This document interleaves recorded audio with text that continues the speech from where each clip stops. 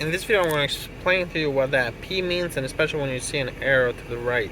So if you're driving on the road and you're driving relatively slow, the car will just monitor the road for a parking spot where you can do parallel parking. So basically right there, the car should detect that.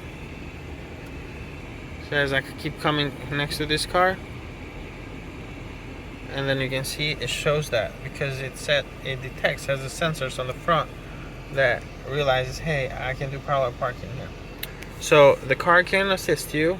Some models, the most basic one is going to show you two lines, and as you turn the steering wheel, it tells you how much you should turn.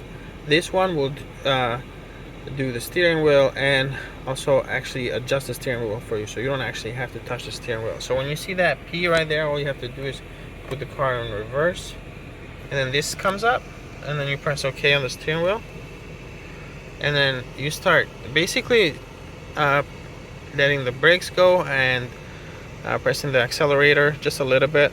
Let the steering wheel go, and then you can see the car is actually doing the steering. And now it's going to turn the other way. So this is the more invest. Now some models are going to park completely on their own. Some, like I said, all they're going to show you just the lines, and they kind of guide you how much you should turn the steering wheel.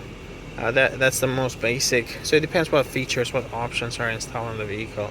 But that's what that means. So basically the car is saying, hey, there's a spot for parallel parking, and he can, in one way or another, he can help or guide you with doing that parallel parking.